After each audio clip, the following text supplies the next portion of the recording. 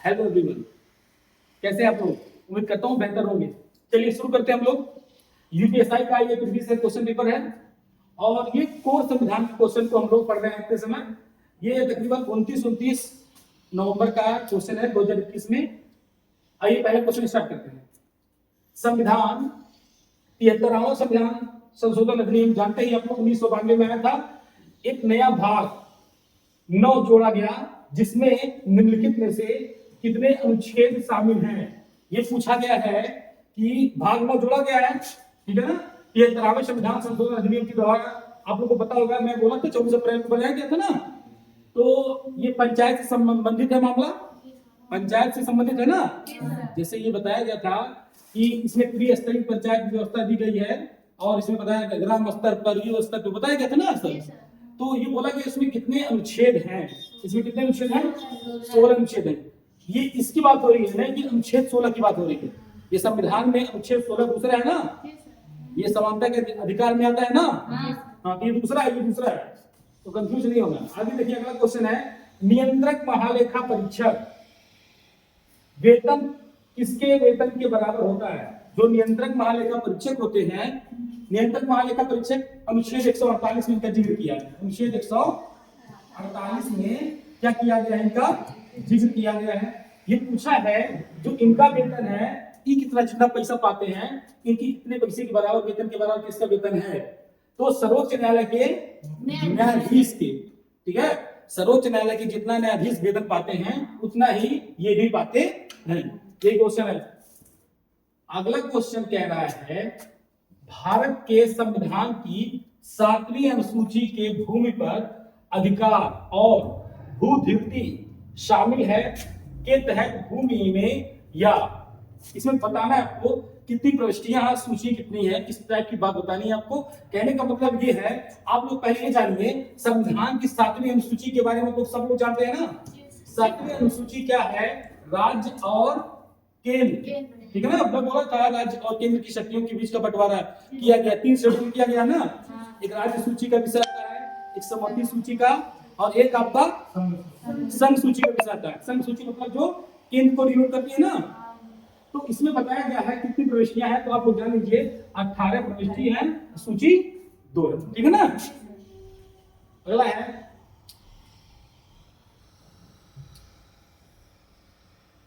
अगला क्वेश्चन है, राज्य आपदा प्रबंधन प्राधिकरण के पदेन अध्यक्ष होते हैं।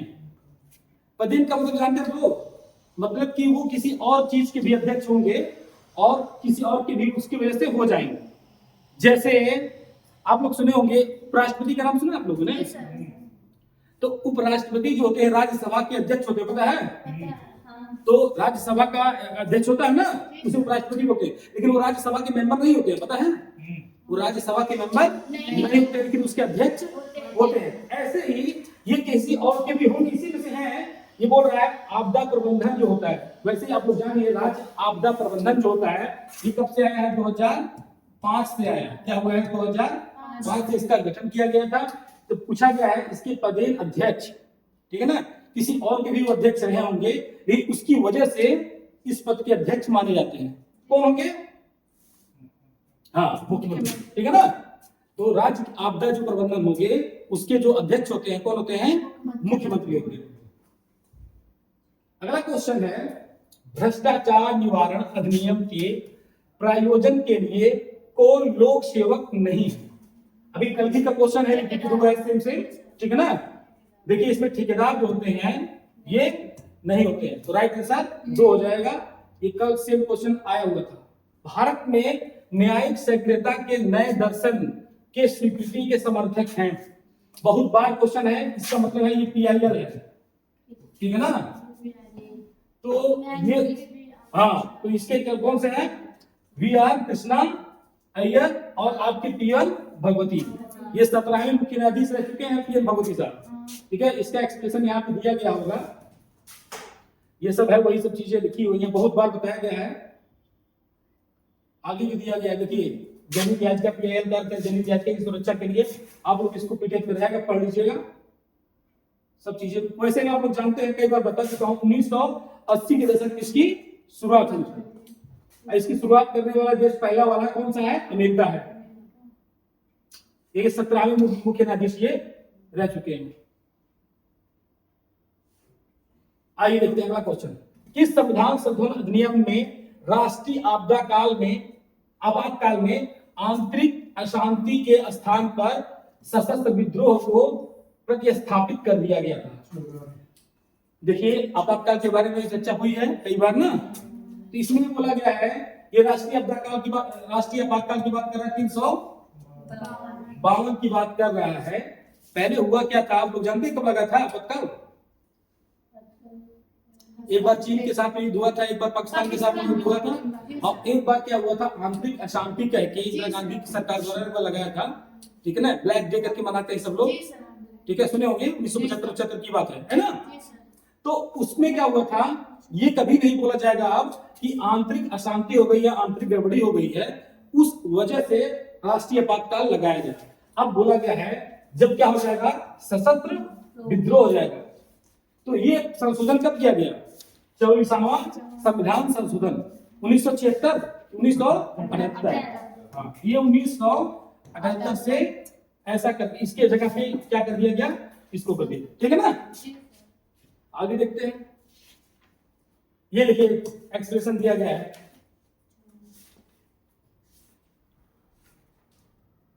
पढ़ लीजिएगा आप लोग इसको। हाँ, वर्तमान में भारत में कितनी कैबिनेट समितियां हैं? वर्तमान में 8 कैबिनेट समितियां हैं। एक्सप्लेनेशन जैसा कुछ है नहीं। निम्नलिखित में से भारतीय संविधान में एकात्मक विशेषता कौन सी है? एकीकृत न्याय पालिका, ठीक है। ये बताइए, एक होता है एकात्मक, एक होता है संघात्मक, ठीक है ना। तो जो संघात्मक वाली व्यवस्था है वो कैसी होती है और व्यवस्था कैसी होती है, इसमें बहुत ज्यादा प्रश्न बनते हैं। तो इसको एक बार मैं क्या करूंगा, कंपैरेटिव समझा दूंगा, वैसे क्या क्या होता है। वैसे जान लीजिए आप लोग, भारत में जो व्यवस्था रहती है वो कैसी रहती है, संघात्मक व्यवस्था टाइप की रहती है, ठीक है ना। जैसे कहने का मतलब है ये नहीं होता एकात्मक, मतलब कि वहां पे एकाधिकार टाइप की भावना होती है। जैसे एकात्मक का मतलब है इसमें केंद्र क्या होगा, प्रमुख होगा, क्या होगा, सारी शक्तियां किसके पास होगी, केंद्र के पास होंगी। इसमें क्या होगा संघात्मक में कि राज्यों के पास भी शक्तियां होंगी, इस टाइप की बातें हैं। इसको एक्सप्लेन करेंगे बाद में अच्छे से। अच्छा, इसमें दे रखा है किसमें किसमें होती है कि मतलब एकात्मक की विशेषताएं क्या क्या दी है कि सशक्त केंद्र होता है, जैसा कि मैं बोला हूं आपको, क्या होगा, केंद्र क्या होगा, सशक्त होगा, और ये सब दिया है, आप लोग इसको अच्छे से पढ़ लीजिएगा। हाँ, भारत में विदेशी संबंधों के लिए कौन सा मंत्रालय उत्तरदायी है? जाहिर सी बात है जो विदेशी संबंधों का मामला रहेगा वो क्या करेगा, विदेश मंत्रालय ही संभालेगा। अगला क्वेश्चन है, निम्नलिखित में से कौन सी अधिनियम भारतीय संविधान के अनुच्छेद 21A के अनुसरण में भारत की संसद द्वारा अधिनियमित किया गया था?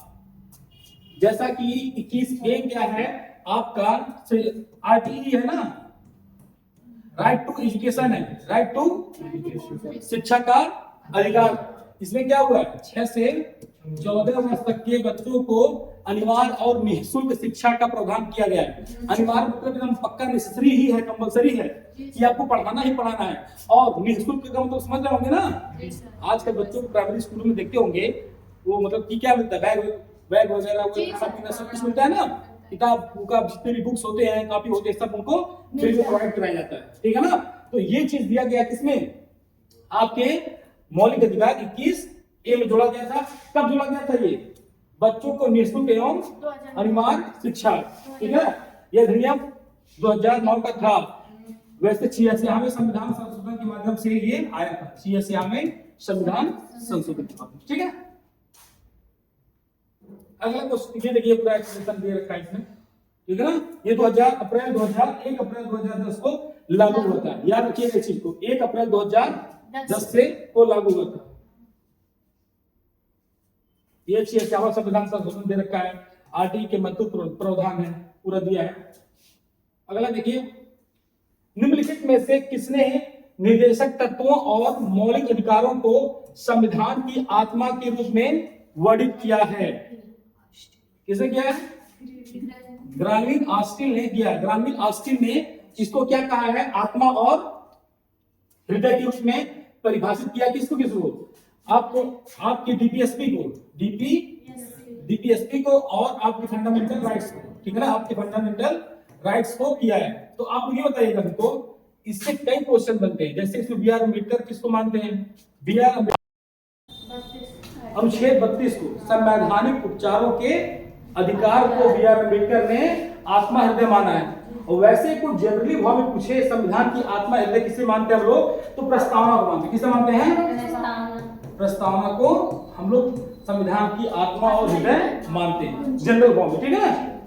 अगला क्वेश्चन है, भारत के सर्वोच्च न्यायालय ने किस मामले में निजता के अधिकार को मौलिक अधिकार घोषित किया है। राइट टू प्राइवेसी को क्या किया गया, फंडामेंटल राइट के साथ में मर्ज किया गया, घोषित किया गया। बोला गया है कि आपका जो प्राइवेसी है, निजता मतलब समझ रहे हैं ना, प्राइवेसी, तो उस प्राइवेसी को क्या किया गया है, मौलिक अधिकार के रूप में बताया गया है। तो ये न्यायमूर्ति कुट्टास्वामी वाला मैटर था, सेवानिवृत्त थे, भारत बनाम राज्य का मामला था। इसमें डिसाइड किया गया था कि आपकी जो प्राइवेसी रहेगी वो मौलिक अधिकार के साथ में जोड़ी जाएगी। वैसे ये आपका आर्टिकल 14 हुआ, 19 हुआ, 21 हुआ, इसके रेफरेंस में जाना जाता है। इसके लिए आगे दिया गया होगा आपका 14, 19 और 21 आपके निजता के अधिकार से संबंधित मामला है, ठीक है ना। अनुच्छेद 14, 19 और 21। अगला क्वेश्चन है, यदि मध्यवर्ती चुनाव न हो तो लोकसभा और प्रत्येक राज्य विधानसभा के लिए चुनाव प्रत्येक में होने चाहिए। कितने वर्ष के अंतराल से होने चाहिए, 5 वर्ष के अंतराल पे होने चाहिए। आपका अनुच्छेद 333 ये कहता है कि प्रत्येक आपके जो भी विधानसभा है उसमें मैक्सिमम कितनी सीटें होनी चाहिए, एमपी एमएलए की 500 प्लस, ठीक, और 60 प्लस, से अधिक नहीं होनी चाहिए, से अधिक, हाँ, इससे अधिक नहीं हो सकती है।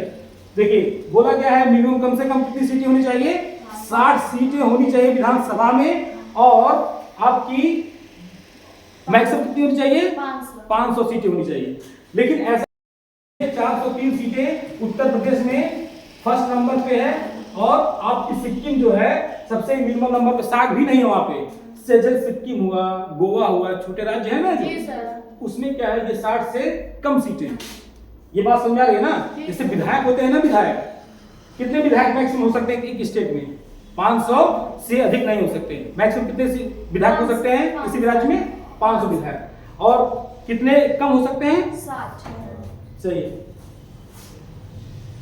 किस मामले में भारत के सर्वोच्च न्यायालय द्वारा यह तय करने के लिए एक परीक्षण निर्धारित किया गया था कि क्या कोई संस्था, सरकार एक साधन या एजेंसी है, और इसलिए क्या इसे भारत के संविधान के अनुच्छेद 12 के प्रयोजन के लिए एक राज्य माना जा सकता है। ऐसा प्रावधान दिया गया आपके खालिद मुजीब, ठीक है। 12 जो आपका मौलिक अधिकार वाला मैटर है ना, वहां पे कुछ परिभाषाएं बताई गई हैं, उसी से संबंधित यह मामला था, ठीक है। अगला देखते हैं, भारतीय संविधान का कौन सा अनुच्छेद राष्ट्रपति को संसद के अवकाश के दौरान अध्यादेश जारी करने का अधिकार देता है। बहुत ही पुराना क्वेश्चन है, ठीक है ना। अध्यादेश जब कब जारी होता है, कोई भी अध्यादेश राष्ट्रपति द्वारा कब जारी किया जाता है, जब आपकी संसद या वहां की राज्य विधायिका क्या होती है, काम नहीं करती है। संसद का काम होता है कानून बनाना ना। जब संसद कानून नहीं बना पाती है तो राष्ट्रपति अनुच्छेद 123 के तहत क्या करते हैं, एक घोषणा पत्र देते हैं, जिसे बोलते हैं अध्यादेश के नाम से जानते हैं, ठीक है ना। और राज्यों में कौन देता है अध्यादेश, राज्यपाल, ठीक है, 213 के तहत, अनुच्छेद 213 के तहत। अगला क्वेश्चन है, भारत की पहली ई लोक अदालत का आयोजन किस राज्य में किया गया था।